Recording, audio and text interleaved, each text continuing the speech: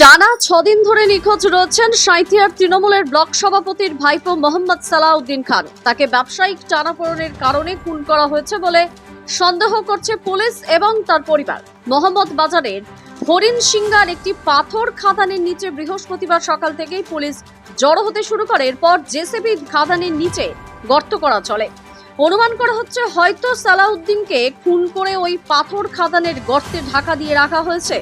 সেই অনুমানের ভিত্তিতে পুলিশ সকাল থেকেই পাথর খাদানের নিচে নেমে জেসিবি দিয়ে মাটি সরিয়ে খোঁজার চেষ্টা করছে দেহ রয়েছে কিনা। আর উৎসুক স্থানীয় বাসিন্দারা।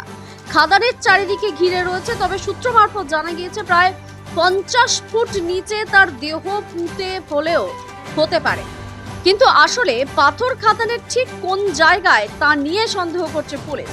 যদিও এই বিষয়ে পুলিশের তরফ থেকে কোনো সিলমোহর দেওয়া হয়নি, আর খুন করে মাটি চাপা দেওয়া হয়েছে কিনা সেটাও জানানো হয়নি। জানা গিয়েছে এই সালাউদ্দিন খান সাঁইথিয়ার তৃণমূলের ব্লক সভাপতি সাবের আলী খানের সম্পর্কে ভাইপো হচ্ছেন। ব্যবসা এবং জমি কেনাবেচা সংক্রান্ত ব্যবসা করতেন।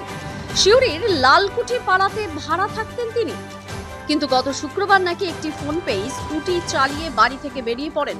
তারপর থেকেই তিনি নিখোঁজ হয়েছিলেন। বিভিন্ন দিকে খোঁজ করা হলেও সন্ধান মেলেনি। এরপর তার ভাই সিউড়ি থানা দ্বারস্থ হন, নিখোঁজ ডায়েরি করেন। এরপর পুলিশ তদন্তে নেমে দফায় দফায় একাধিক পাথর ব্যবসায়ীকে জিজ্ঞাসাবাদ শুরু করেন। একজন নামী আদিবাসী সম্প্রদায়ের পাথর ব্যবসায়ী শিল্পপতিকেও আটক করে। তার সূত্র ধরেই কি পুলিশ মোহাম্মদ বাজারের পাথর খাদানের জেসিপি লাগিয়ে মাটি সরানোর কাজ শুরু করলো, সেই দাবিও জোরালো হচ্ছে।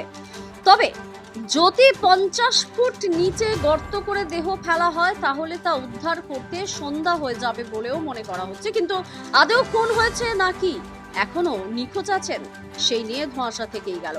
আর এই ঘটনার যাবতীয় আপডেট পেতে যুক্ত থাকুন দ্য সহজ পাঠ নিউজ পোর্টালে। আমরা সহজ কথা, সঠিক তথ্য সবার প্রথম বলি।